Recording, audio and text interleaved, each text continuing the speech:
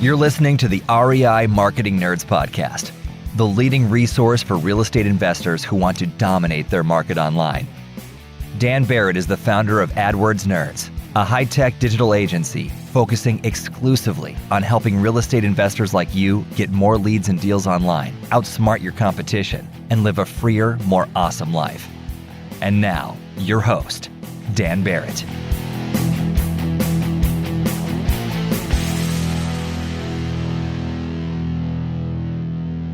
Hello and welcome to this week's episode of the REI Marketing Nerds Podcast. As always, this is Daniel Barrett here from AdWordsNerds.com. And look, if you need more motivated seller leads for your real estate investing business, you know where to go. It's AdWordsNerds.com. This week, I've got a great conversation with Marty Boardman coming up. Now, if you don't know Marty, he has written a book called Foreclosure Secrets. You can get it for free over at foreclosuresecrets.net.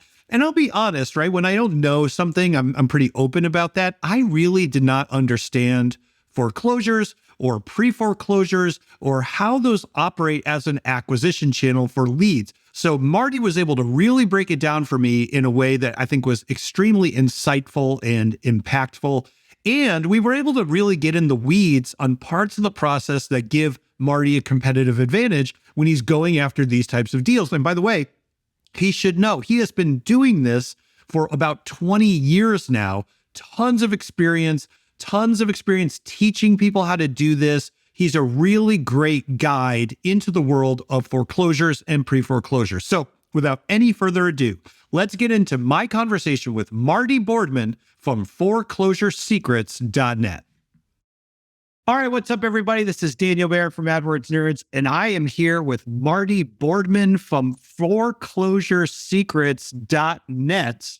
And I got that right? Foreclosuresecrets.net. For whatever reason, the minute I started saying it in my head, I was like, that's the wrong thing, but that is the right thing, correct? That's it. You got it. All right, cool. So First of all, if you're listening to this, you should go there. Foreclosure Secrets is Marty's book. You can sign up. Now, what is the deal with the book? If they go there, they can get a free copy of it. Is that what you're doing? Yeah, I mean, it's free. I just asked that they pay $9.95 for the shipping of the book, and they usually get it in 2 to 3 days. Yeah. Or if you want to pay more, you can go to Amazon and buy it for $20.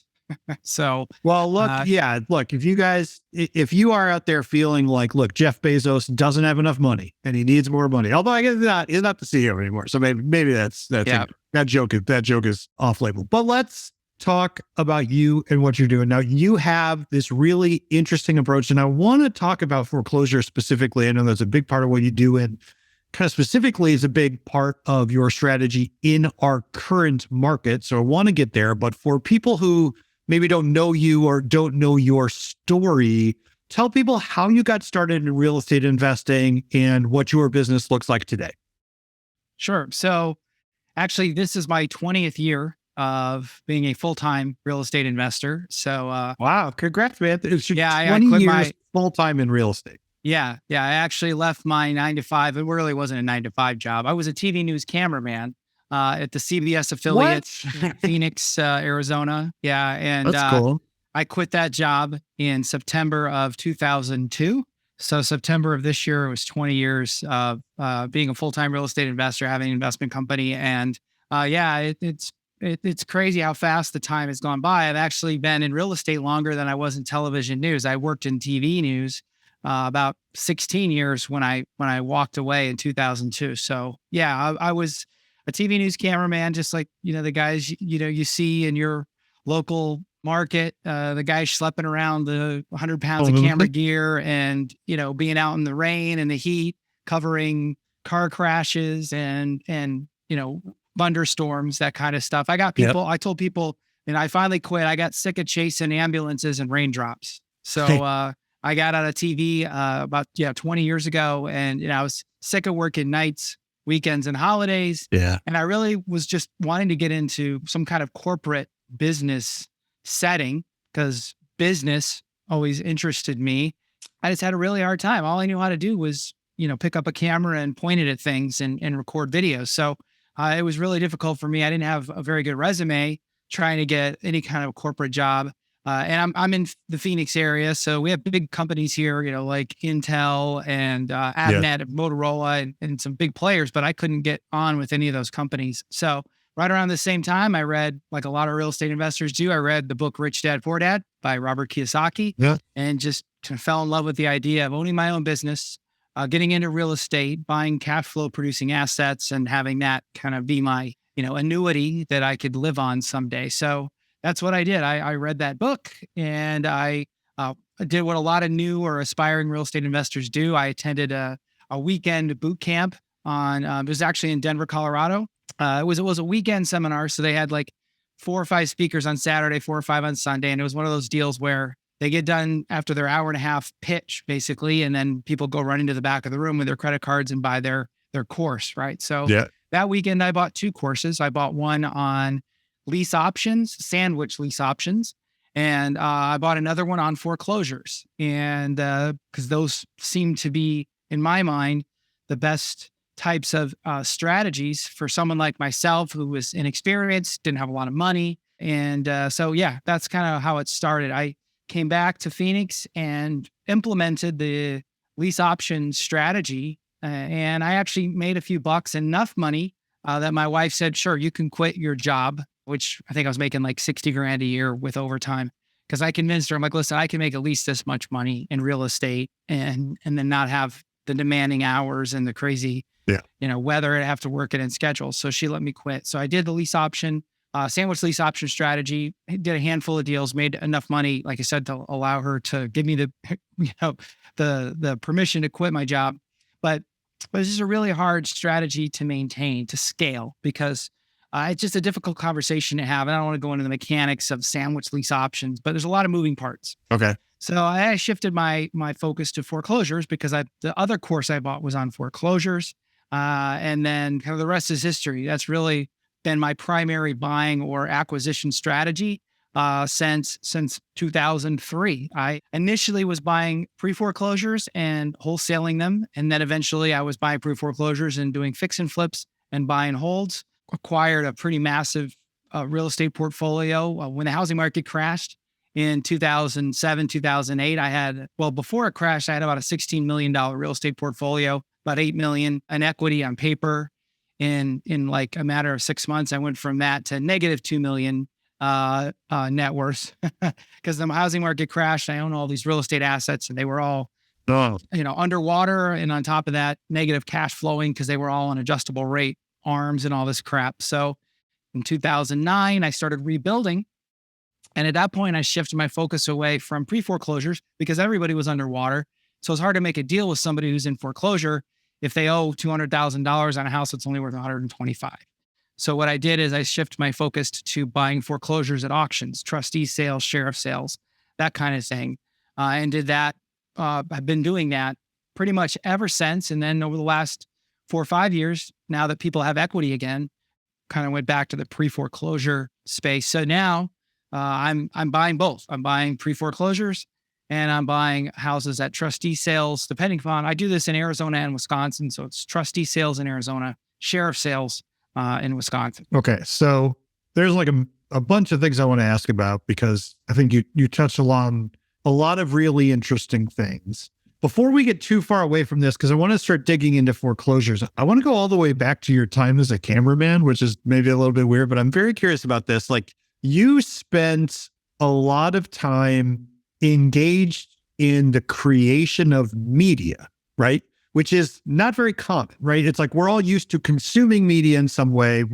Most of us aren't really involved in making it, at least at that level, sort of professional level, right? I'm curious, like, when you look back on that time period, and again, you're behind the camera, right? You're not the one at the desk, but you're behind the camera. You're sort of watching that stuff get put together. Were there any like sort of lessons or big takeaways that you took from that time into what you do now? Whether it's like how you communicate with people, or even understanding how media communicates with you, if that makes sense. Do you feel like you view the world in a different way than people who haven't had that experience? Absolutely.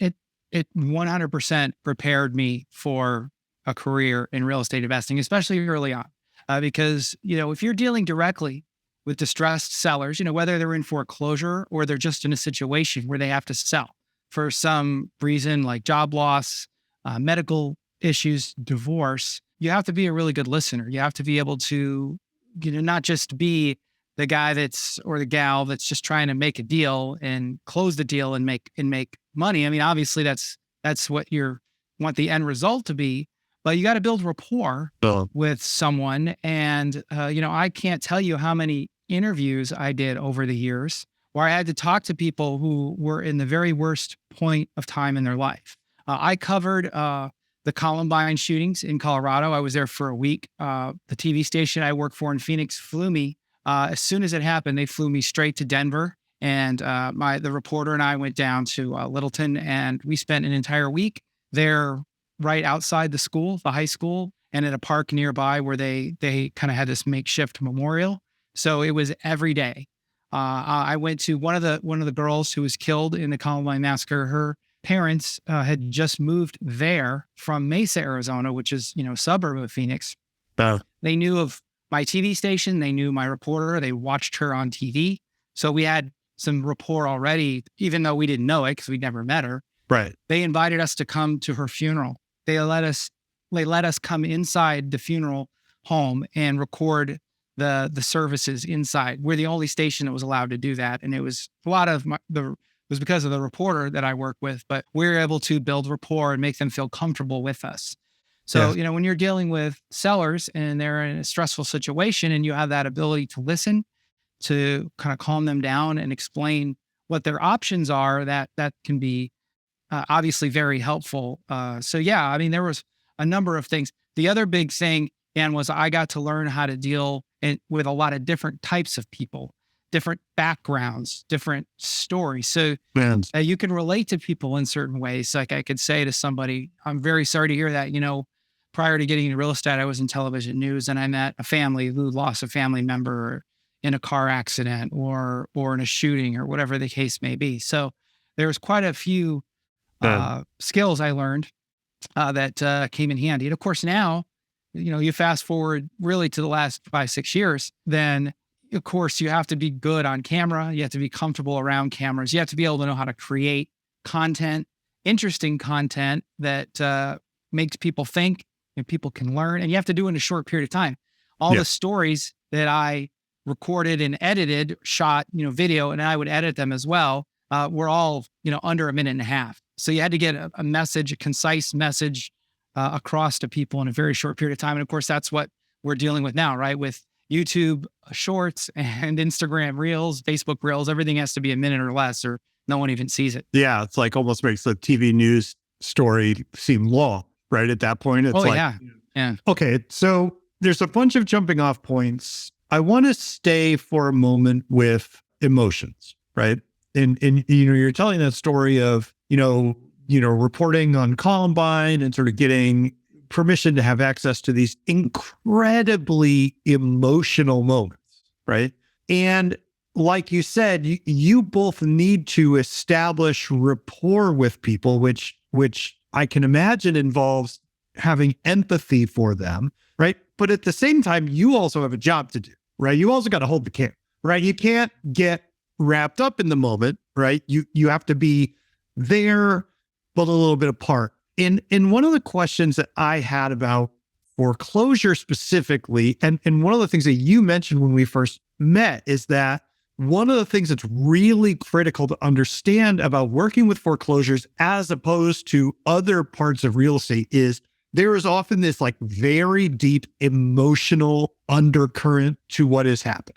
Right? Like again, I've never done this, right? This kind of what I'm imagining, that you are often going into a situation that is emotionally loaded in one way or another. So how do you think about that, right? How do you think about, okay, you are there to do a deal. You're there to, have a commercial transaction. At the same time, I imagine that if you just go in and you're all business and you're the three-piece suit and the three-piece suit and the wingtips and you're just like sign there and you're very brusque, you're not going to do a particularly good job, right? So how do you strike that balance? How do you think about navigating the sort of emotional nature of, buying foreclosures? Or am I completely overthinking it, and it's not like that at all. So I write about this in my book. There's really four emotions that a homeowner in foreclosure is dealing with. And maybe it's not emotions, but just a state of mind, I guess. There's anger, there's apathy, there's confusion, and there's denial. And it could be one of those four or a combination of any one of those four or all four at the same time, right? So I try to, as quickly as possible, establish, what is the state of mind of this homeowner, this seller, and then decide, what series of questions I'm going to ask them to kind of figure out what do I have to do to help this person get them out of this really bad situation. So starting, with apathy, a lot of times people just flat out don't care. They just don't care what happens to them or the house. And in that case, it's fairly simple because an apathetic person's given up, right? They just don't care. And you can come in and say, well, I know you don't care if this house goes in foreclosure or not, but how would it sound if I put some money in your pocket and gave you a little time to move out, right? And so now I usually find that apathetic homeowners are people who've already vacated the home. They've left. Like, for example, I did a deal with a woman who had moved out of the home and she'd probably been out of the house for 3 years. This was a house in Scottsdale. And she didn't care. She walked away. She thought she didn't have any equity in the house. There was nothing she could do. But the house is in South Scottsdale. 3 years had gone by. A lot of equity had built up in the home over that period of time. And she actually lived out of state.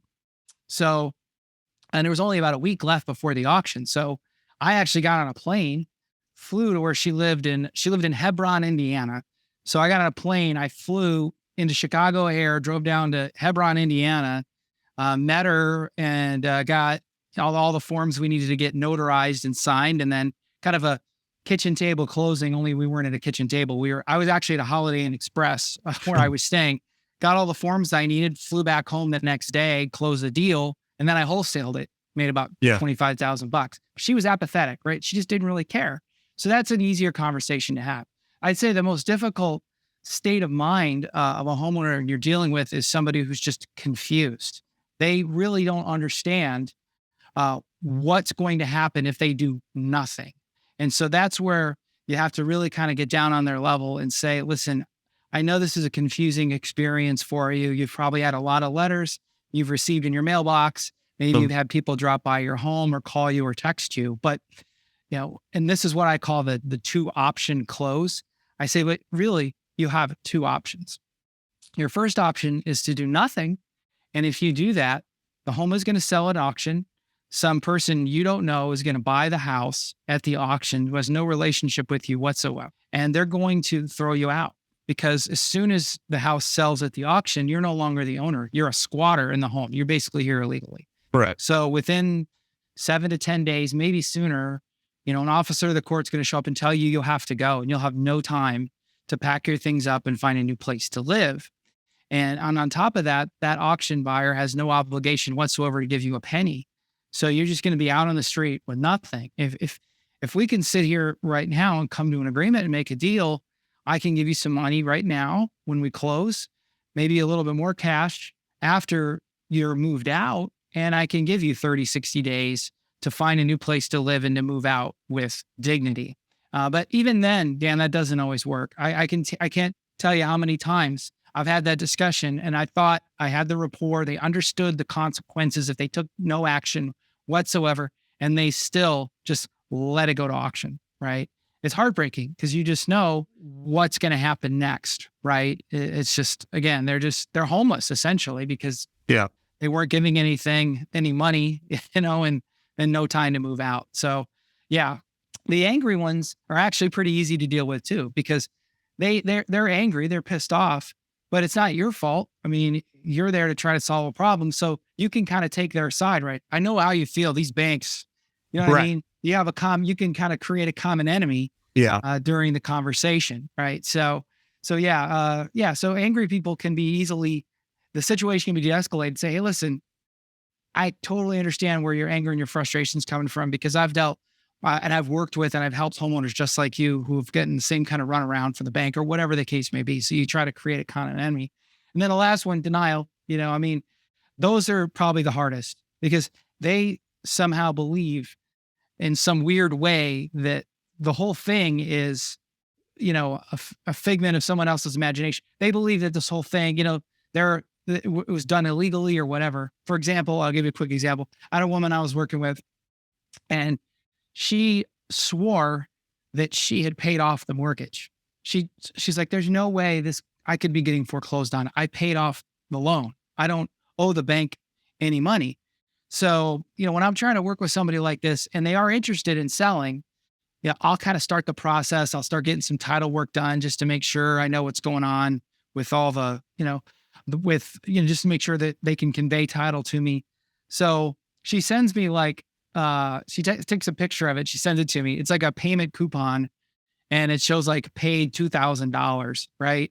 And I'm like, I don't know what this is, but your mortgage, the foreclosing lender, you owe $127,000 to. Right. This is $2,000. What in your mind makes you think that this loan was paid off? And she's like, no, I paid it off. Well, come to find out, that was a final payment she made to a second mortgage holder, because she had a very small second, but she still had the first. I'm like, well, yeah, this paid off your second mortgage. Right. But she just that you owed $14,000 on, but you didn't pay off the first, so, but she just, in her mind, she was convinced this whole thing she was being wronged, right? There's no way. So yeah, it's hard to help somebody like that when they're in denial. You're just like, no matter what you tell them, whatever chronology or, facts you give them, they just don't want to believe it's happening. So yeah. And in many ways, right, it's less painful to think you are being wronged than it is to think I have screwed up in some way, right?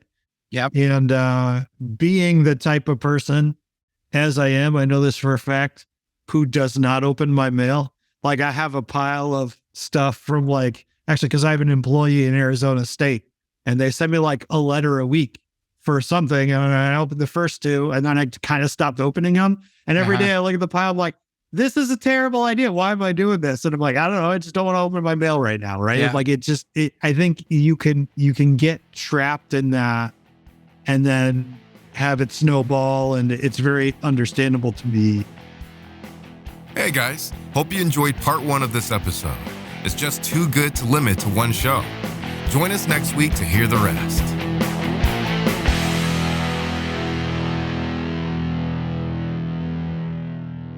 This is thepodcastfactory.com.